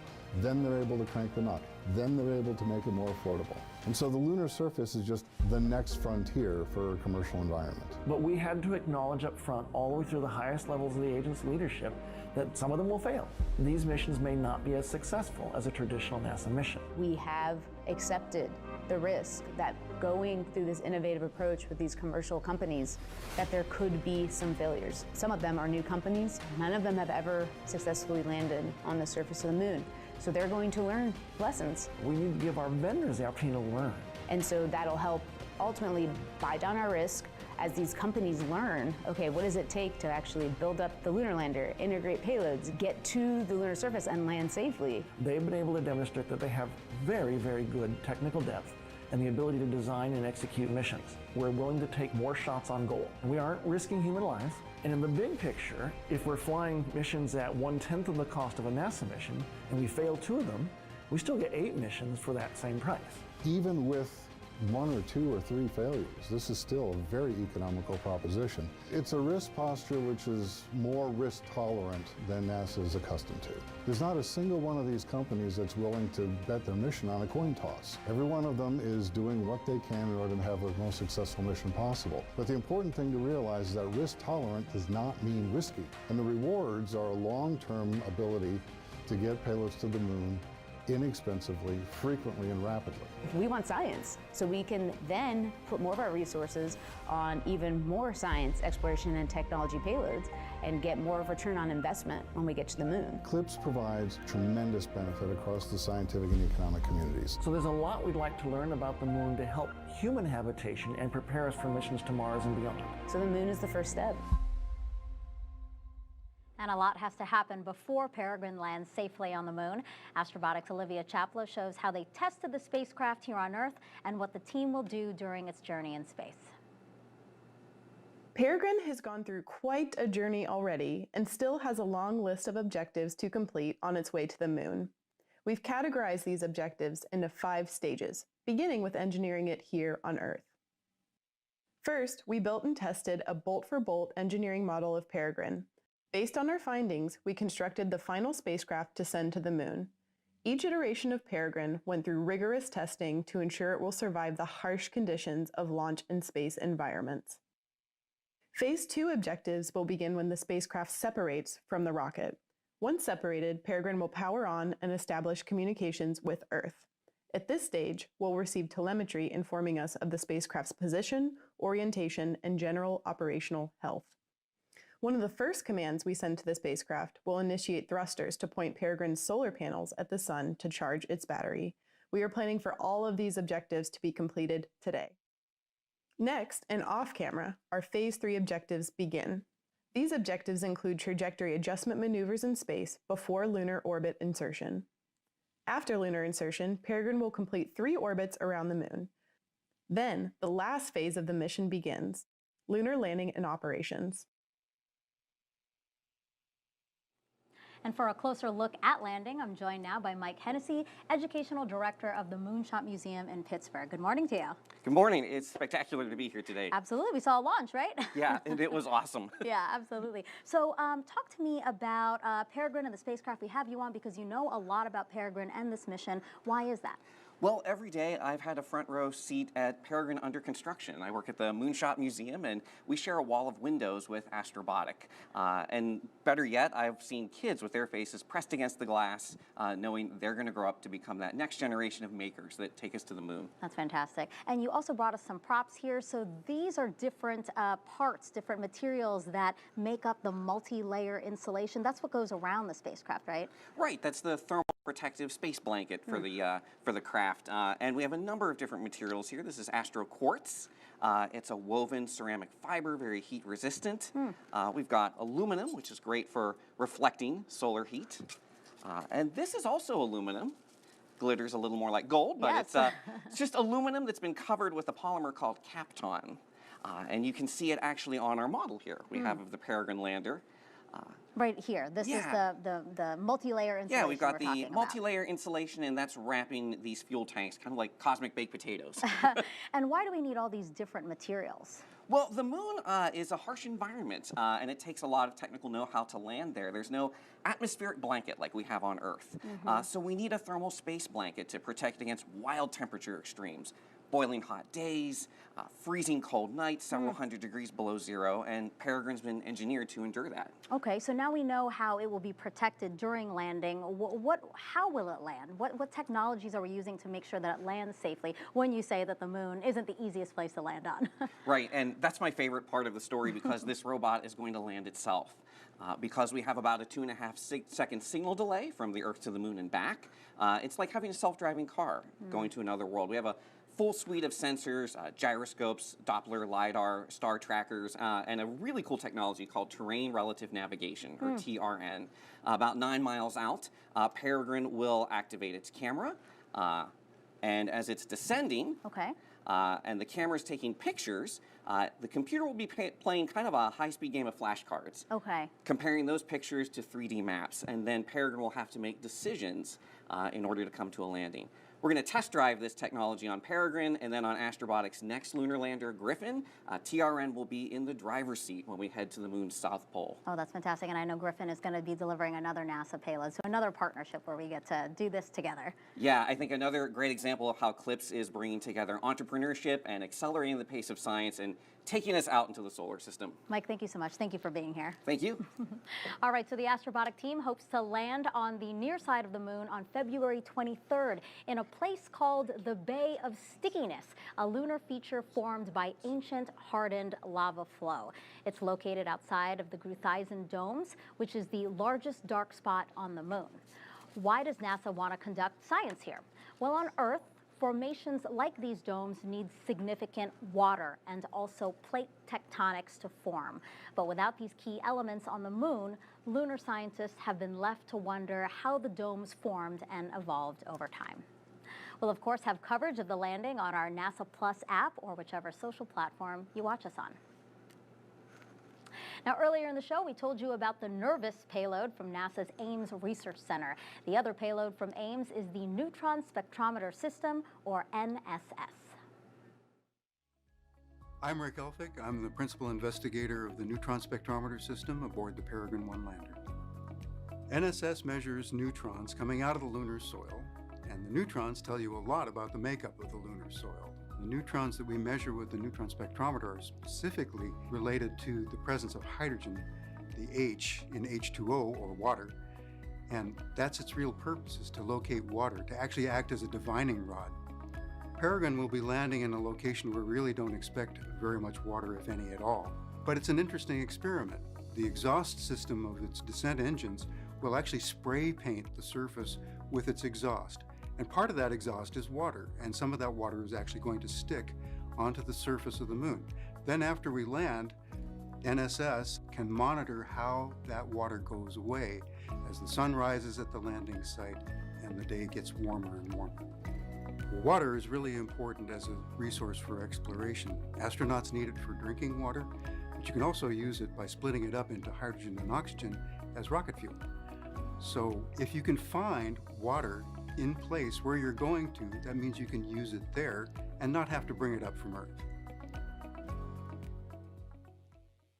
Now, NASA has 2 more payloads flying to the moon today. We're going to tell you about both of them in just a few minutes. But first, let's introduce you all to Chris Culbert, Program Manager for CLIPS out of NASA's Johnson Space Center. Good morning to you. Good morning, Megan. Thank you. It's a wonderful day. It is. We just watched the launch. What did you think? It was amazing. Oh, my God. What a wonderful feeling. That rocket was gorgeous.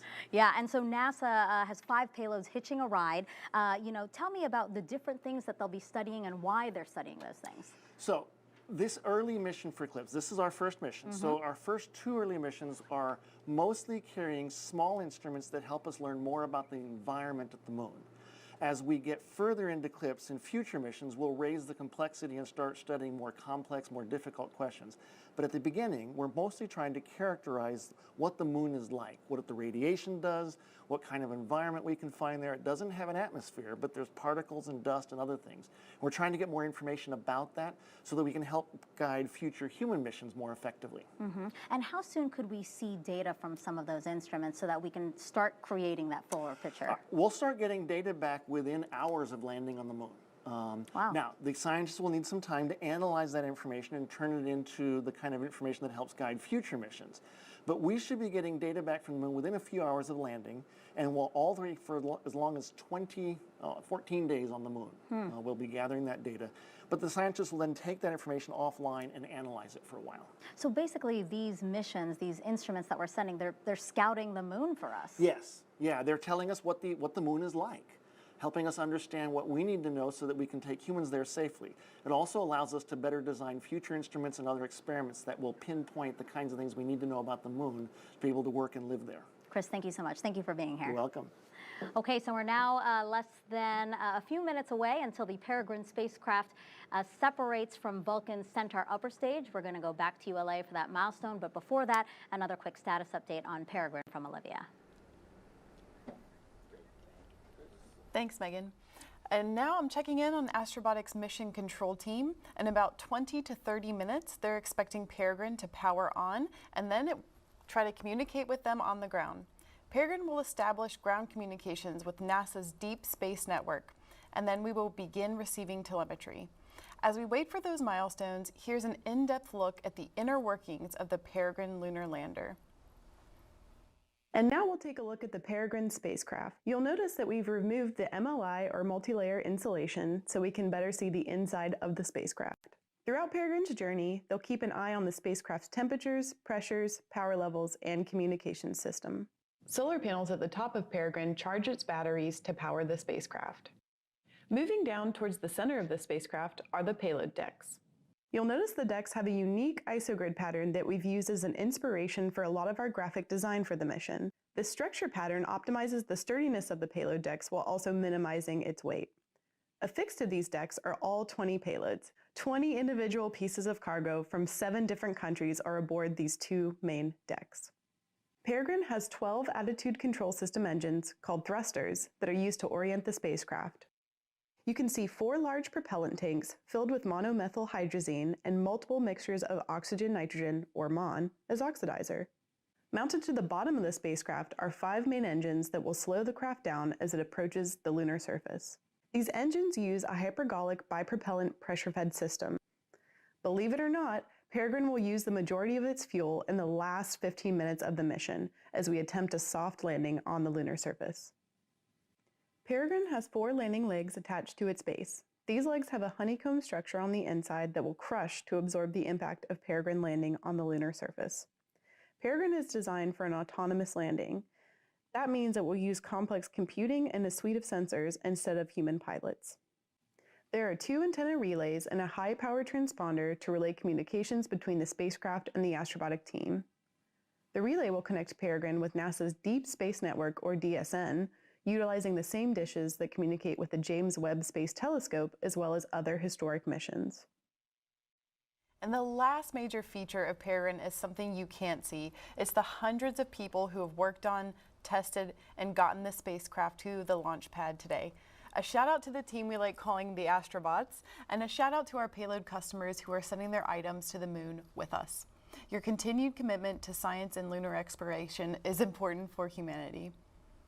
The Peregrine lunar lander has 20 pieces of cargo called payloads aboard.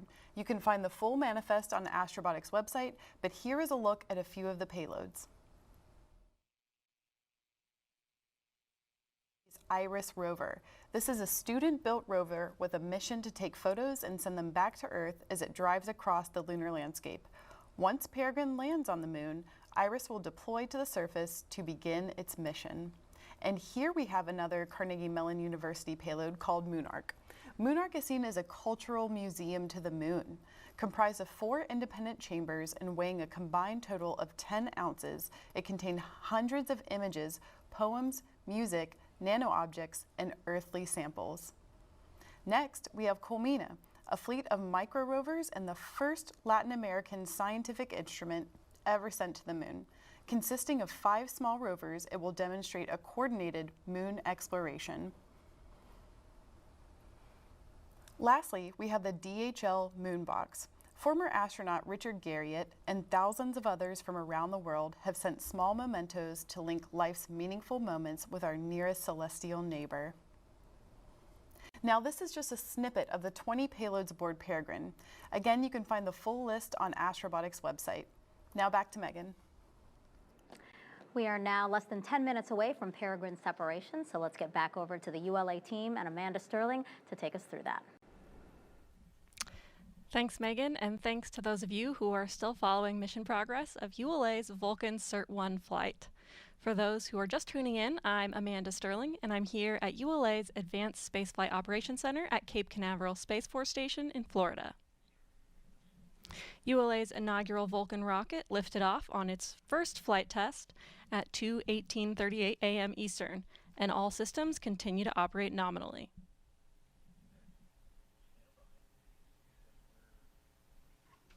One-minute, 1-second burn.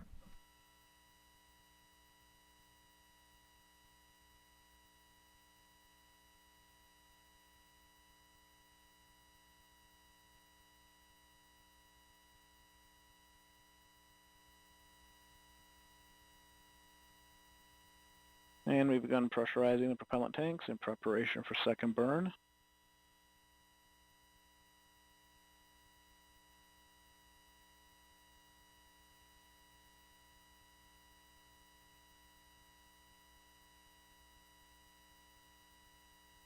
Coming up on LH2 pre-start.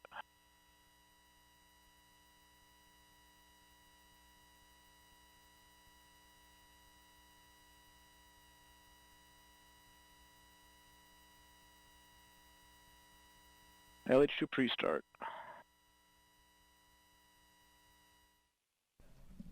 This is Vulcan Mission Control at T plus 43 minutes, 8 seconds.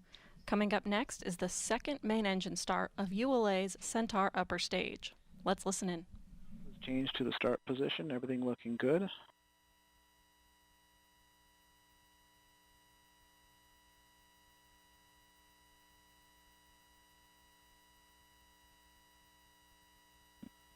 About 15 seconds to mess.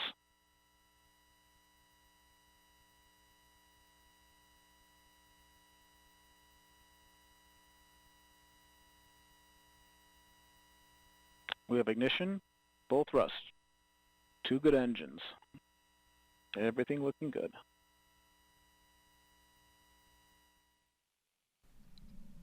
This is Vulcan Mission Control at T plus 43 minutes, 57 seconds. As we approach Peregrine separation, let's learn more about the first spacecraft to launch in NASA's new CLIPS initiative to have American companies send its science experiments to the moon.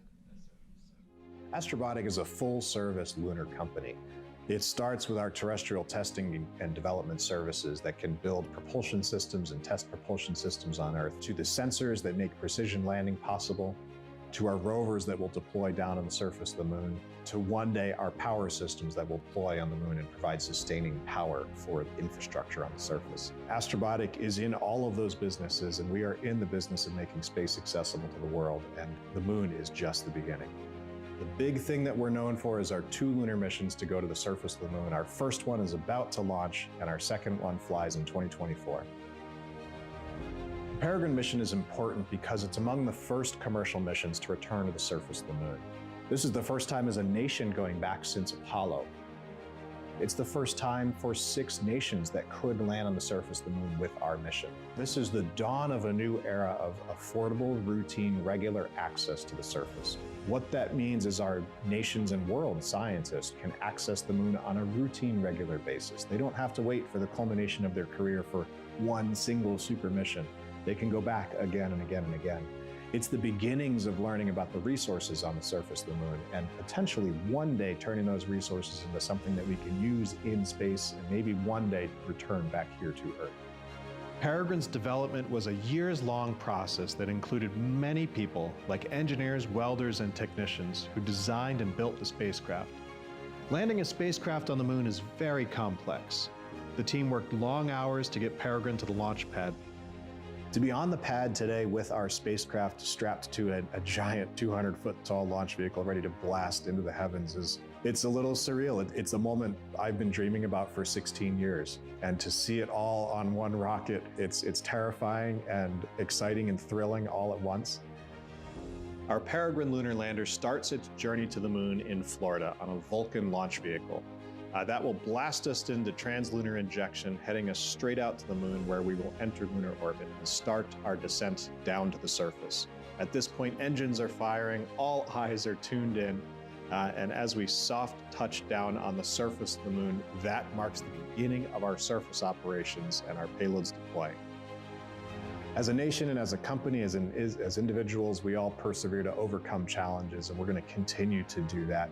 And this first mission is just our first step, our first attempt to make space accessible to the world, and it certainly will not be our last.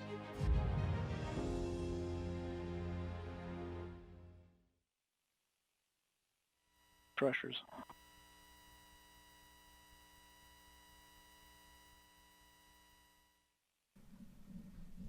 This is Vulcan Mission Control at T plus 47 minutes 8 seconds. We're a few seconds from the second main engine cutoff. Here's Rob Gannon. 30 seconds to nominal MECO.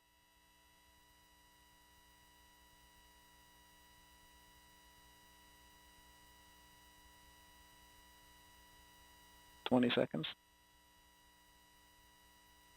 And we're going to open loop on PU. Coming up on cutoff. We have cutoff. Everything is looking good. And we are now in a 2-minute 49-second coast phase of spacecraft separation. We've got full settling going after MECO. And we're reorienting to spacecraft SEP attitude.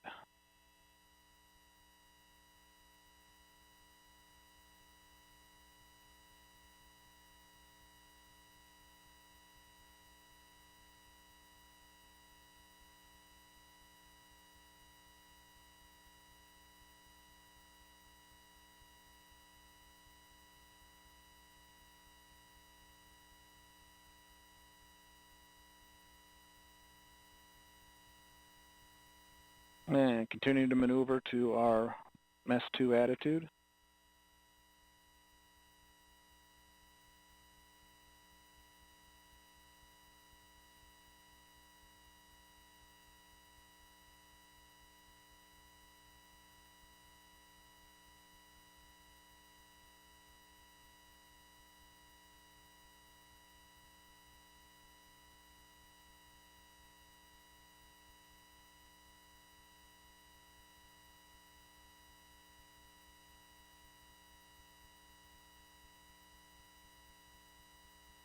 And we're inside a minute and a half to spacecraft separation. Body rates are nulling out.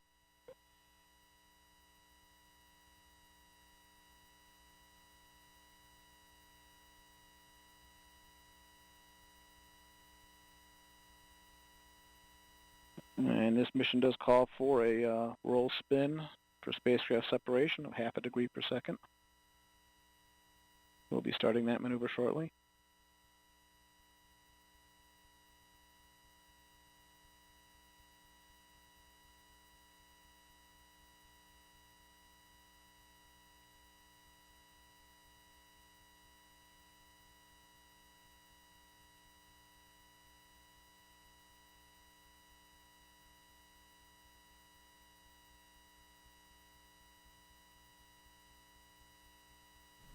This is Vulcan Mission Control at T plus 50 minutes 10 seconds. Vulcan has executed all mission events expected, and we are now approaching delivery of the Astrobotic Peregrine commercial lunar lander into a highly elliptical orbit, more than 220,000 miles above Earth, to intercept the moon. Let's return to flight commentator Rob Gannon as we approach separation. We are spinning down.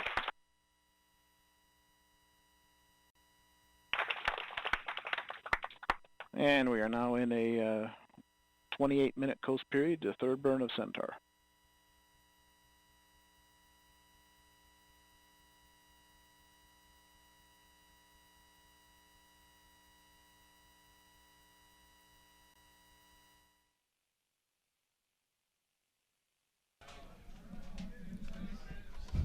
This is Vulcan Mission Control at T plus 51 minutes 6 seconds. We just heard confirmation of Peregrine spacecraft separation. I'm now back with ULA President and CEO Tori Bruno.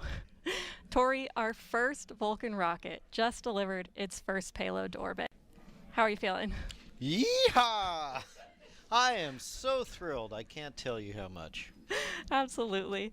And again, we're not completely done with the mission here today. Is there anything else that you want to share with the audience? I am so proud of this team. Oh my gosh, this has been years of hard work. So far, this has been an absolutely beautiful mission back to the moon and off to our next burn, where we will do our final payload deployment to that heliocentric orbit for the memorial. Our team has done such a good job. Bravo, Zulu to everyone. This is just, it's hard to describe. Yeah, absolutely. I feel that too. So again, thank you so much for joining us on our show. Congratulations, and we'll let you get back to finish the rest of the mission. Congratulations to you. Give me a hug. All right.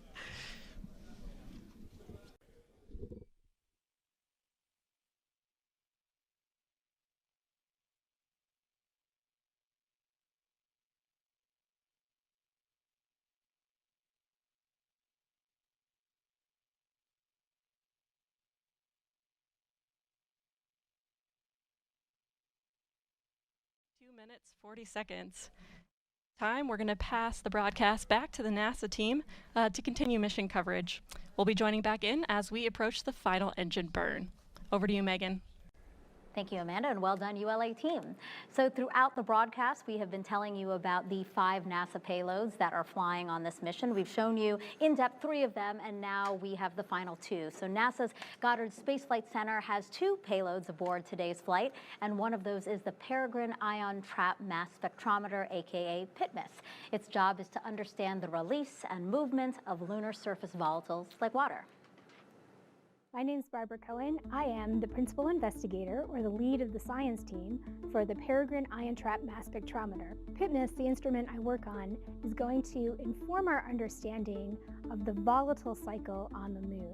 That is water, carbon dioxide, methane, all sorts of fun molecules that we want to measure on the surface of the moon and in the lunar exosphere. So we are trying to learn about the water at the poles by going back to where it comes from, to the solar wind and micrometeorites that are coming in now, and understanding how much is there now, how much could be there in the future, how much was there in the past. We're interested in that atmosphere and what it's made out of, and that's what PITMAS will monitor. The reason it's so important to measure the lunar exosphere is because that is a process that's happening today that includes all of the things we're interested in for human exploration. Our Artemis program is going to the South Pole because there are resources there. If you don't have to bring your water with you, if you can use the water that's there, that saves you a lot of mass going up with your astronauts. And the 5th and final NASA payload we want to show you is the Laser Retroreflector, or LRA. It's a unique type of mirror used to measure distance, and this is why it's so critical for future missions. My name is Xiaolui Sang. I'm a LiDAR instrument scientist and also work on other laser instruments. The instrument is a laser retroreflector arrays. It's a small retroreflectors mounted on a shell, on aluminum shell, support shell. It retroreflects laser light back to where it came from. The purpose is to, number one, to have a fiducial marker, a precise fiducial marker on the lander so that we know exactly where that is on the lunar surface. It serves as a landmark for future missions if you want to go back and land it there. When you shine laser on it and it reflects right back at you, so it doesn't matter which way you're looking at it. And so that will help us to range from orbit to the lander as it passes overhead. All right, it's now been about 55 minutes since Vulcan and Peregrine lifted off from the space coast of Florida. Let's get back to Olivia and the Astrobotic team as they work to confirm acquisition of signal with their spacecraft. Thanks, Megan. As you saw, we just got confirmation that the Peregrine spacecraft separated from the Vulcan rocket, and now we are waiting to establish a space-to-ground communications connection. We expect for this to take a few more minutes. This connection helps engineers in Astrobotic's Mission Control Center pass commands, receive telemetry, and determine the location of Peregrine in space. Peregrine will be utilizing NASA's Deep Space Network, or DSN, their 34-meter dishes in Australia, Spain, and California. These dishes are the same suite used to communicate with the James Webb Telescope, as well as other historic missions. So our flight director on console, Alex Van Hoven, will be calling out what is happening in Astrobotic's Mission Control Center. And now, as we look at Astrobotic's Mission Control Center, you can see the rows of our staff all monitoring the spacecraft. In the room today, we have 3 of 6. This is Mission Control Flight Director announcement. Repeat broadcast, this is Mission Control Flight Director with an announcement. The mission team is still waiting for communications with Peregrine with earliest AOS at 080905 UTC in approximate 2.5 minutes. To repeat, the mission team is still waiting for communication with Peregrine with the earliest AOS expected at 080905 UTC. And folks, that was Alex Van Hoven, our flight director on console. He is calling out UTC times, or sort of space times, and we're waiting for that acquisition of signal with the Peregrine spacecraft. Correction, earliest AOS at 0818 UTC. Earliest AOS at 0818 UTC.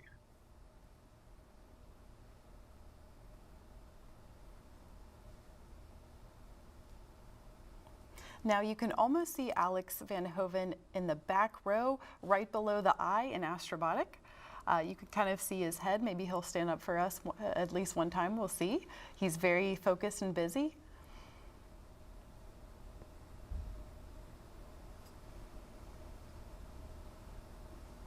Today we have 3 of 6 flight directors on console for launch. Once we establish communications with Peregrine and the spacecraft officially begins its journey towards the moon, the flight directors will work in shifts so there is always one present in mission control. I would ask them to all give a wave, but they're definitely laser focused on their screens, checking up on the spacecraft. Now Alex, he's giving us those live updates, and he is also senior aerospace engineer, and he oversaw the development of Peregrine's in-flight procedures. He developed his flight expertise as part of NASA's Goddard Space Flight Center.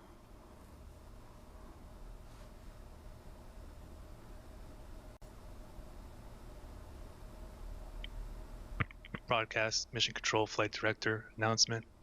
I repeat, broadcast, Mission Control Flight Director announcement. At this time, Astrobotic has confirmed that we have established communications with Peregrine, and we are now receiving live telemetry. I repeat, we have just established communications with DSN and can confirm that we are receiving telemetry from the satellite.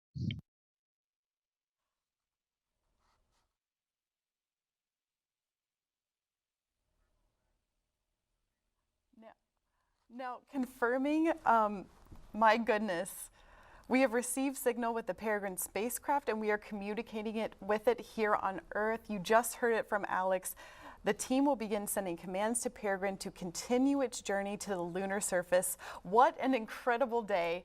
Now, thank you so much for continuing to tune in with us to watch this historic launch of Astrobotic's Peregrine lunar lander on its journey to the moon. I'm Olivia Chapla with Astrobotic, and it is such a happy day for Astrobotic. I'm kind of speechless. So back to Megan at the hostess. Thank you very much.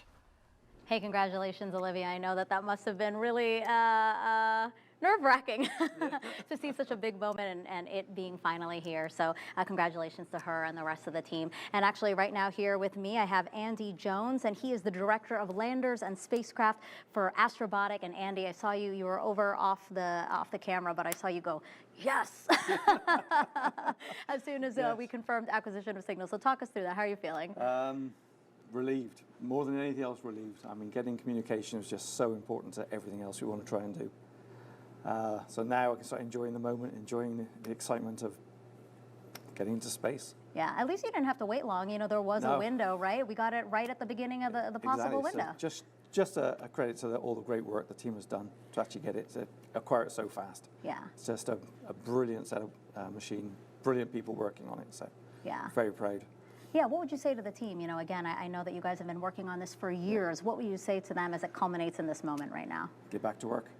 No. You don't even, not even going to give them a break. Okay, we're hard-working folks at Astrobotic, guys. No, extremely proud. The team should be extremely proud of themselves. It's been a fast road, a lot of setbacks, a lot of ups, lots of downs. The team took everything in their stride and, as you can see, achieved remarkable things. So proud of everybody, what they've done. Inspirational to everybody. Yeah. And what's next for Astrobotic and NASA? You know, it seems like we're going back to the moon for a second time, huh? It is. So once obviously successful completion of this mission, we have Griffin, which takes the Viper rover to the moon late 2024. Following that, we have as early as 2026, a tipping point where we do a demonstration of power transmission across the lunar surface. And also, Astrobotic is part of the national team led by Blue Origin to take humans back to the moon, and we're part of the cargo lander system for them. So a lot of things to look forward to. Lots to look forward to. Yeah. And just by one last question for you, I mean, just what do you think of this new initiative that NASA has to really bring in all of these small U.S. companies to hopefully help us all go back to the moon? Its initiative is incredibly important. It allowed a small company like Astrobotic to actually deliver a lander to the moon. We'd have never been able to achieve it without that. But the best thing is it's bringing a lot more creative minds, new thinking to the table, and that will help us accelerate the technologies needed to get us back to the moon and have a robust resource and presence on the moon. So the more, it's very important for us to be there, and it's just helping us get there much faster. Andy, thank you so much, and congratulations again. Thank you very much. And that's going to do it for us here at Kennedy Space Center. Thank you for sharing in the excitement of NASA's first CLPS launch. Now on its own, the Peregrine spacecraft will coast for an expected arrival at the moon on February 23rd. And coverage of that landing, one of the first U.S. landings on the moon in over 50 years, that will be broadcast on NASA TV and NASA Plus. For those of you watching on ULA platforms, the ULA version of the simulcast will continue in a few moments as they await another milestone in this inaugural Vulcan flight. Again, thank you so much for joining us. We leave you now with a final look at today's historic launch.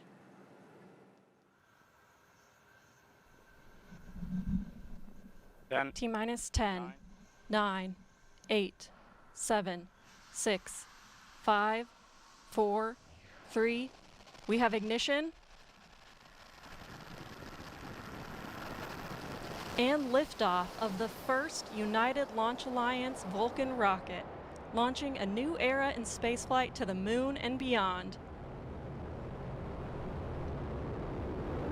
Engines operating normally. 2 good SRBs, hitting peak pressure on the SRBs. Everything looking good.